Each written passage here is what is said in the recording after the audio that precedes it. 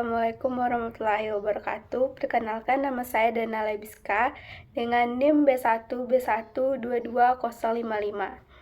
Baiklah, di video kali ini saya akan menjelaskan tentang pengertian konflik organisasi. Konflik organisasi adalah ketidaksepakatan atau pertentangan antara individu atau kelompok dalam suatu organisasi karena perbedaan kepentingan, tujuan, nilai-nilai, atau pandangan kerja.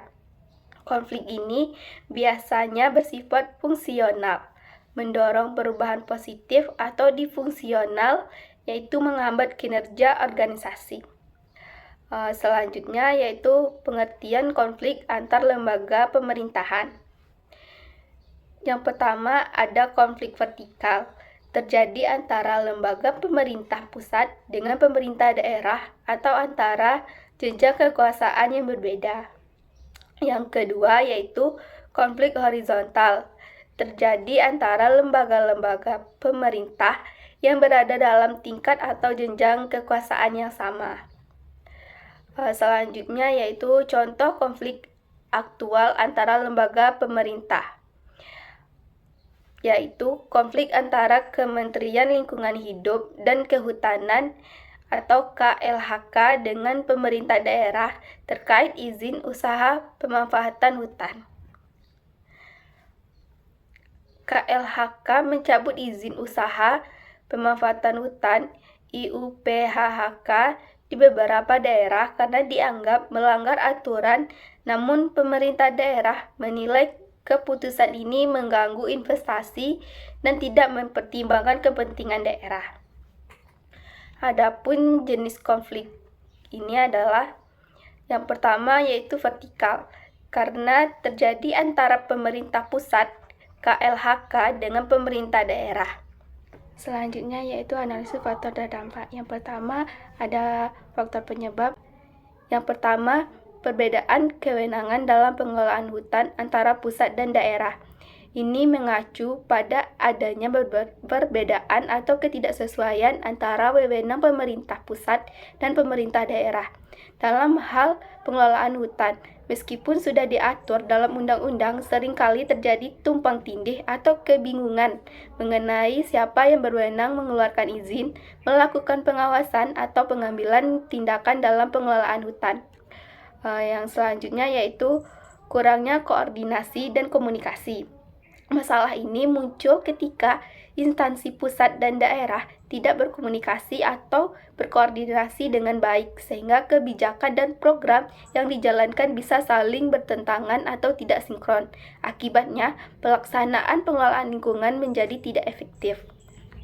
Yang terakhir yaitu kepentingan ekonomi daerah yang berbenturan dengan kebijakan pusat tentang konservasi lingkungan. Pemerintah daerah seringkali lebih fokus pada peningkatan pendapatan daerah melalui pemanfaatan sumber daya alam seperti penebangan hutan untuk industri atau perkebunan. Sementara itu, pemerintah pusat cenderung menekankan pentingnya menjaga kelestarian lingkungan melalui kebijakan konservasi. Perbedaan kepentingan ini bisa menimbulkan konflik antara kedua pihak, yaitu terhambatnya investasi di sektor kehutanan.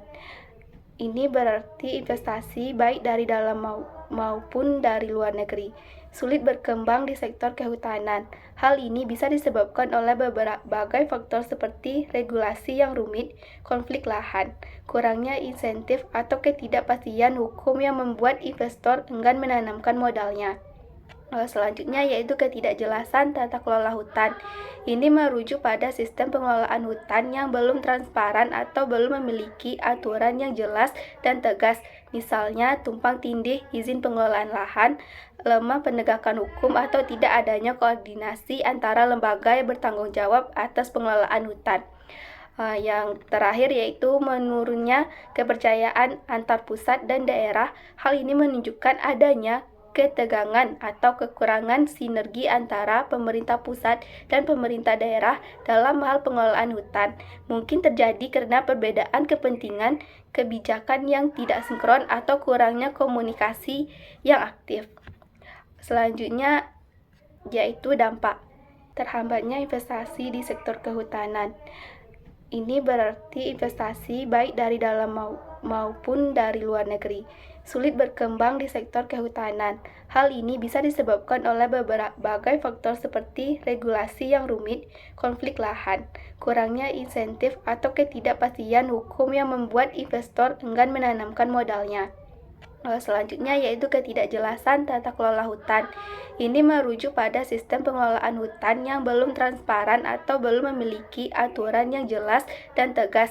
Misalnya tumpang tindih izin pengelolaan lahan, lemah penegakan hukum, atau tidak adanya koordinasi antara lembaga yang bertanggung jawab atas pengelolaan hutan. Yang terakhir yaitu menurunnya kepercayaan antar pusat dan daerah. Hal ini menunjukkan adanya ketegangan atau kekurangan sinergi antara pemerintah pusat dan pemerintah daerah dalam hal pengelolaan hutan. Mungkin terjadi karena perbedaan kepentingan, kebijakan yang tidak sinkron, atau kurangnya komunikasi yang aktif. Selanjutnya yaitu solusi atau strategi penyelesaian. Yang pertama yaitu meningkatkan koordinasi antara KLHK dan pemerintah daerah. Artinya, Kementerian Lingkungan Hidup dan Kehutanan KLHK perlu bekerja sama lebih erat dengan pemerintah daerah dalam merumuskan dan melaksanakan kebijakan lingkungan. Koordinasi yang baik akan mempermudah pengawasan, pelaksanaan program, dan penyelesaian permasalahan lingkungan. Yang kedua yaitu membentuk forum dialog antara pusat dan daerah secara berkala. Ini berarti perlu dibuat wadah komunikasi yang rutin antara pemerintah pusat, misalnya KLHK, dan pemerintahan daerah. Forum ini bisa digunakan untuk berdiskusi, bertukar informasi, menyampaikan masukan, dan penyelesaian persoalan bersama secara terbuka dan kolaboratif. Yang ketiga, menyusun kebijakan bersama yang melibatkan stakeholder lokal dan pusat. Dalam pembuatan kebijakan lingkungan, baik pemerintah pusat maupun daerah perlu melibatkan berbagai pihak terkait stakeholder seperti masyarakat lokal, LSM, pelaku usaha, dan akademis. Tujuannya agar kebijakan yang dibuat lebih tepat sasaran, inklusif, dan mudah diterapkan.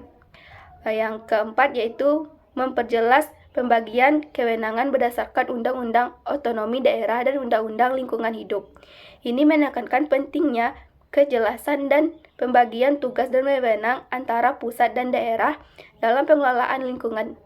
Hal ini harus merujuk pada peraturan perundang-undangan seperti Undang-Undang tentang Otonomi Daerah dan Undang-Undang tentang Perlindungan dan Pengelolaan Lingkungan Hidup agar tidak terjadi tumpang tindih atau konflik lingkungan.